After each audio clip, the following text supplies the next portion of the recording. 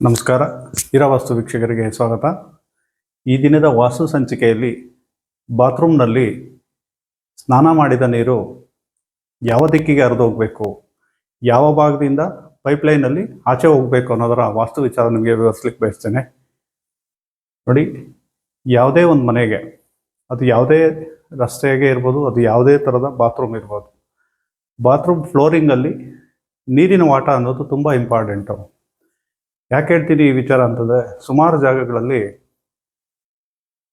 Flooring ಲೆವೆಲಲ್ಲಿ ಯಾವುದ್ಯಾವುದೋ ಜಾಗದಲ್ಲೇ ನೋಡಿ, ಉದಾಹರಣೆಗೆ ಇದು ಪೂರ್ವ, ಪಶ್ಚಿಮ, ಉತ್ತರ, ದಕ್ಷಿಣ, ಒಂದು ಓವರಾಲ್ ಮನೆಯಲ್ಲಿ ಒಂದು ಬಾತ್ರೂಮ್ ಮಾತ್ರ ನಾನು ಎಕ್ಸ್ಪ್ಲೈನ್ ಮಾಡ್ತಾ ಇದ್ದೇನೆ. ನೋಡಿ, ಬರೀ ಬಾತ್ರೂಮಿಗೆ ಮಾತ್ರ ವಾಟ ಈ ಕಡೆ ಮಾಡಿಬಿಡ್ತಾರೆ ಅಥವಾ ಇಲ್ಲಿ ಕೊಡ್ತಾರೆ. ಈ ರೀತಿ ಕೊಡಬಾರ್ದು.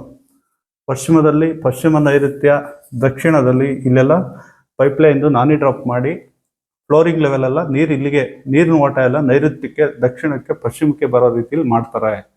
ಆ ರೀತಿ ಮಾಡಬಾರ್ದು. ಆ ರೀತಿ ದಕ್ಷಿಣಕ್ಕೆ, ಪಶ್ಚಿಮಕ್ಕೆ ಬರೋ ರೀತಿ ಮಾಡಿದಾಗ ಅಲ್ಲಿಂದ ಇಲ್ಲಿಗೆ 1 ರಿಂದ 2 ಇಂಚು ವಾಟ ತೆಗಿತಾರೆ. ಅದು ವಾಟ ಡೌನ್ ಆಗುತ್ತೆ. ಅದಲ್ಲದೆ ಯಾವುದೇ ಒಂದು ಬಾತ್ರೂಮಲ್ಲಿ ದಕ್ಷಿಣಕ್ಕೆ, ಪಶ್ಚಿಮಕ್ಕೆ ನೀರಿನ ವಾಟ ಕೊಡಬಾರ್ದು. ಅದು ವಾಸ್ತುವಿನ ರೀತಿಯಲ್ಲಿ ದೋಷ ಆಗುತ್ತೆ. ಈ ರೀತಿ ದಕ್ಷಿಣದಲ್ಲಿ ಕೊಟ್ಟರೆ ನಿಮಗೆ ಹಣಕಾಸಿನ ಸಮಸ್ಯೆಗಳು ಬರುತ್ತೆ. ಪಶ್ಚಿಮದಲ್ಲಿ ಕೊಟ್ಟರೆ ಮನೆಯ ಗಂಡು ಮಕ್ಕಳಿಗೆ ಒಂದು ಶ್ರೇಯಸ್ಸಿರೋದಿಲ್ಲ. ನೈಋತ್ಯದಲ್ಲಿ ಕೊಟ್ಟರೆ ಆರೋಗ್ಯದ ಸಮಸ್ಯೆಗಳು ಬರುತ್ತೆ. ಹಾಗಾಗಿ ಯಾವುದೇ ಒಂದು ಮನೆಗೆ ಬಾತ್ರೂಮ್ ಸ್ನಾನದ ನೀರು, ಯಾವುದೇ ಒಂದು ಸ್ನಾನ ಮಾಡಿದ ನೀರು, ಬಾತ್ರೂಮಲ್ಲಿ ಬಿದ್ದಿದ್ದ ನೀರು ಈ ದಕ್ಷಿಣ, ಪಶ್ಚಿಮಗಳಲ್ಲಿ, ನೈಋತ್ಯ ಭಾಗಗಳಲ್ಲಿ, ಆಗ್ನೇಯ ಭಾಗಗಳಲ್ಲಿ ಈ ರೀತಿ ಕೊಡಬಾರ್ದು. ಆಗ್ನೇಯದಲ್ಲಿ ಕೊಟ್ಟರು ಆರೋಗ್ಯದ ಸಮಸ್ಯೆಗಳು ಬರುತ್ತೆ, ಅನರ್ಥಗಳಾಗ್ತದೆ. ನೀವು ಬಾತ್ರೂಮ್ ಮಾಡಿರೋದೇ ನಿಜ.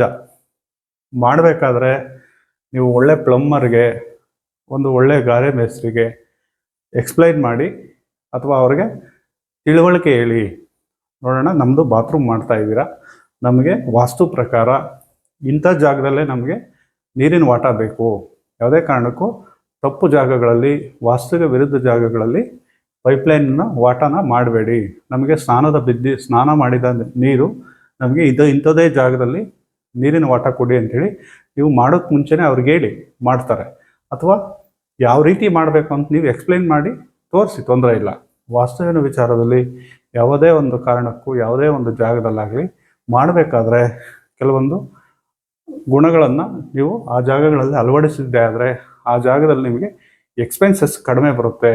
ಏನು ಈ ರೀತಿ ನಾವೆಲ್ಲ ಉಲ್ಟಾ ಮಾಡಿದ್ರೆ ಏನಾಗ್ಬಿಡುತ್ತೆ ಅಂತಲೂ ಕೇಳ್ತೀರಾ. ಇನ್ನೊಂದು ಕೆಲವು ಜಾಗಗಳಲ್ಲಿ ಏನಾಗುತ್ತೆ ಅಂದರೆ, ನೈಋತ್ಯ ಭಾಗದಲ್ಲಿ, ಪಶ್ಚಿಮ ಭಾಗದಲ್ಲಿ ಅಥವಾ ದಕ್ಷಿಣ ಭಾಗಗಳಲ್ಲಿ ನೀವು ಫ್ಲೋರಿಂಗ್ ಲೆವೆಲ್ಲು ವಾಟ ಮಾಡಿ ನೀರು ಹಿಂದೆಗೆ ಬರೋ ರೀತಿಯಲ್ಲಿ, ನೈಋತ್ಯಕ್ಕೆ, ದಕ್ಷಿಣಕ್ಕೆ ಬರೋ ರೀತಿಯಲ್ಲಿ ಮಾಡಿದ್ರೆ ಆ ಬಾತ್ರೂಮ್ಗಳಲ್ಲಿ ಪದೇ ಪದೇ ರಿಪೇರಿ ಕೆಲಸ ಇರುತ್ತೆ. ಯಾವಾಗಲಂದ್ರೆ ಆವಾಗಲೇ ನೆಲ್ಲಿಗಳು ರಿಪೇರಿ, ಟ್ಯಾಪ್ ರಿಪೇರಿ ಬರ್ತವೆ, ಅಥವಾ ಕಮ್ಮೋಡ್ ರಿಪೇರಿ ಬರುತ್ತೆ, ಬಾತ್ರೂಮ್ ಕಮ್ಮೋಡ್ ರಿಪೇರಿ ಬರುತ್ತೆ, ಅಥವಾ ಬಾತ್ರೂಮಲ್ಲಿ ಯಾವಾಗಲೂ ಏನೋ ಒಂದು ರಿಪೇರಿ ಆಗ್ತಾ ಇರುತ್ತೆ. ಆ ಬಾತ್ರೂಮ್ಗಳಲ್ಲಿ ಸ್ನಾನ ಮಾಡೋರ ಸಂಖ್ಯೆ ಕಡಿಮೆ ಆಗುತ್ತೆ. ನೀವು ಆ ಬಾತ್ರೂಮ್ನ ಪರಿಪೂರ್ಣವಾಗಿ ಯೂಟಿಲೈಸ್ ಯೂಸ್ ಮಾಡ್ಕೊಳೋದಕ್ಕಾಗೋದಿಲ್ಲ. ಆ ರೀತಿ ಅನಾನುಕೂಲಗಳಾಗುತ್ತೆ. ಅದಲ್ಲದೆ ಇದ್ದರೆ ಈ ರೀತಿ ತೊಂದರೆಗಳಾಗುತ್ತೆ. ನೈಋತ್ಯದಲ್ಲಿ ಮಾಡಿದ್ರೆ ಆರೋಗ್ಯದಲ್ಲಿ ಸಮಸ್ಯೆಗಳು, ಪಶ್ಚಿಮದಲ್ಲಿ ಮಾಡಿದ್ರೆ ಗಂಡು ಮಕ್ಕಳಿಗೆ ಅಷ್ಟು ಶ್ರೇಯಸ್ಸಲ್ಲ, ದಕ್ಷಿಣದಲ್ಲಿ ಮಾಡಿದ್ರೆ ಆರ್ಥಿಕ ನಷ್ಟಗಳು, ಆಗ್ನೇಯದಲ್ಲಿ ಮಾಡಿದ್ರೆ ಆರೋಗ್ಯದ ಸಮಸ್ಯೆಗಳು, ಅನರ್ಥಗಳು ಆಗ್ತವೆ. ಹಾಗಾಗಿ ಬಾತ್ರೂಮಲ್ಲಿ ಸ್ನಾನ ಮಾಡಿದ ನೀರು ಪೂರ್ವಕ್ಕೆ, ಉತ್ತರಕ್ಕೆ ಅಥವಾ ಉತ್ತರ ಈಶಾನ್ಯಕ್ಕೆ ಹೋಗಬೇಕು. ಯಾವ ರೀತಿ ಅಂತ ಹೇಳ್ತೀನಿ ನೋಡಿ. ಇದು ವಾಯುವ್ಯ, ಇದು ಆಗ್ನೇಯ, ಇದು ಈಶಾನ್ಯ, ಇದು ನೈಋತ್ಯ. ಆ ಬಾತ್ರೂಮಿಗೆ ಮಾತ್ರ ನೀವು ತೆಗೆದುಕೊಳ್ಳಿ. ನೋಡಿ, ಈ ಬಾತ್ರೂಮಲ್ಲಿ ಸಾಧ್ಯವಾದರೆ ಈಶಾನ್ಯ ಭಾಗದಲ್ಲಿ ಪೈಪ್ಲೈನ್ ವ್ಯವಸ್ಥೆ ಕೊಡಿ. ಅಂದರೆ ಏನು ನಾನಿ ಡ್ರಾಪ್ ಮಾಡ್ತಾರೆ, ಸ್ನಾನ ಮಾಡಿದ ನೀರು, ಬಿದ್ದಿದ್ದ ನೀರೆಲ್ಲ ಈಶಾನ್ಯದಲ್ಲಿ ಆಚೆ ಹೋಗಬೇಕು. ಈಶಾನ್ಯದಿಂದ ಎಲ್ಲಾದರೂ ಹೋಗಲಿ, ಹೊರಗಡೆ ಈ ಕಡೆ ಆದರೂ ಹೋಗಲಿ, ಆ ಕಡೆ ಆದರೂ ಹೋಗಲಿ. ಇಲ್ಲ ಅಂದರೆ ಉತ್ತರದ ಮಧ್ಯಭಾಗದಲ್ಲಿ ಕೊಡಿ. ಉತ್ತರದ ಮಧ್ಯಭಾಗದಲ್ಲಿ ಹೋಗ್ಬೋದು. ಇಲ್ಲ ನಮ್ಗೆ ಉತ್ತರ ಈಶಾನ್ಯದಲ್ಲೂ ಆಗೋದಿಲ್ಲ, ಉತ್ತರದ ಮಧ್ಯಭಾಗದಲ್ಲೂ ಆಗೋದಿಲ್ಲ ಅಂದರೆ ಪೂರ್ವದ ಮಧ್ಯಭಾಗದಲ್ಲಿ ಕೊಡಿ, ಒಳ್ಳೆಯದು. ಅಥವಾ ಉತ್ತರ ವಾಯುವ್ಯದಲ್ಲಿ 3 ಭಾಗ ಮಾಡಿಕೊಂಡು ಈ ಭಾಗದಲ್ಲಿ ಕೊಡಿ. ಉತ್ತರ ಈಶಾನ್ಯ ಓಕೆ, ಉತ್ತರದ 1 ಭಾಗ ಓಕೆ, 2 ಭಾಗ ಓಕೆ.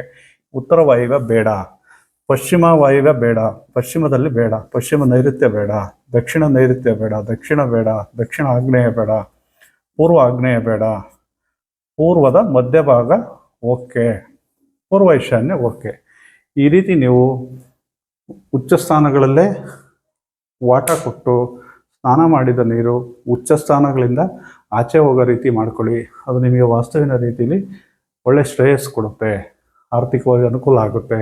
ಆ ಬಾತ್ರೂಮ್ ನಿಮಗೆ ಕರೆಕ್ಟಾಗಿ ಯೂಸ್ ಆಗುತ್ತೆ, ಯಾವುದೇ ರೀತಿಯ ನಿಮಗೆ ಸಮಸ್ಯೆ ಕೊಡೋದಿಲ್ಲ, ರಿಪೇರಿಗೆ ಬರೋದಿಲ್ಲ. ಕಮ್ಮೋಡ್ ರಿಪೇರಿ ಬರೋದಾಗಲಿ, ಅಥವಾ ಇನ್ನೇನಾದರೂ ನೆಲ್ಲಿಗಳು ಟ್ಯಾಪ್ಸ್ ರಿಪೇರಿ ಬರೋದಾಗಲಿ, ಅಥವಾ ಆ ಬಾತ್ರೂಮಲ್ಲಿ ಬಿದ್ದು ಜಾರಿ ಬೀಳೋ ಅಂಥ ಸಮಸ್ಯೆಗಳು ಕಡಿಮೆ ಬರುತ್ತೆ.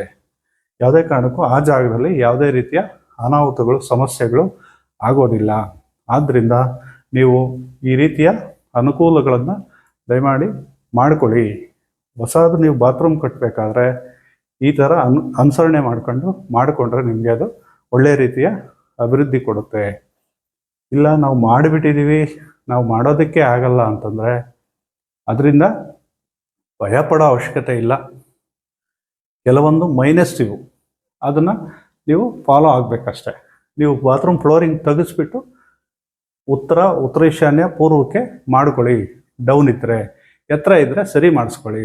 ಯಾವುದೇ ಕಾರಣಕ್ಕೂ ಈ ರೀತಿ ತಪ್ಪು ಜಾಗಗಳಲ್ಲಿ, ನೀಚ ಸ್ಥಾನಗಳಲ್ಲಿ ನೀವು ನೀರಿನ ವಾಟ ಪಶ್ಚಿಮಕ್ಕೆ ದಕ್ಷಿಣಕ್ಕೆ ಕೊಟ್ಟರೆ ಆ ಬಾತ್ರೂಮ್ಗಳಲ್ಲಿ ನಿಮಗೆ ಕಾಲು ಜಾರಿ ಬೀಳೋದು ಅಥವಾ ಬಾತ್ರೂಮಲ್ಲಿ ಬೀಳೋ ಅಂಥ ಚಾನ್ಸಸ್ಸು ತುಂಬಾ ಇರುತ್ತೆ. ಇಂಥ ದೋಷಗಳಿರೋಂಥ ಬಾತ್ರೂಮ್ಗಳಲ್ಲೇ ಒಳಗಡೆ ಫ್ಲೋರಿಂಗ್ ಲೆವೆಲ್ ವಾಟರ್ ಡಿಫರೆನ್ಸ್ ಇದ್ದು ಇರೋಂಥ ಜಾಗಗಳಲ್ಲೇ ಬಾತ್ರೂಮ್ಗಳಲ್ಲೇ ಜಾಸ್ತಿ ಒಂದು ತೊಂದರೆಗಳಾಗೋದು. ಹಾಗಾಗಿ ಆ ರೀತಿ ನೀವು ಯಾವುದೇ ಕಾರಣಕ್ಕೂ ಆ ಥರದ ಸಮಸ್ಯೆಗಳಿಗೆ ಸಿಗಾಕ್ಕೊಬಾರ್ದು ಅನ್ನೋದರ ಉದ್ದೇಶದಿಂದ ಯಾರೆಲ್ಲ ಹೊಸದಾಗಿ ಬಾತ್ರೂಮ್ಸ್ ಮಾಡ್ತಾ ಇದ್ದೀರೋ ಈ ವಿಡಿಯೋನ ನೋಡಿ ಫಾಲೋಅಪ್ ಮಾಡಿ.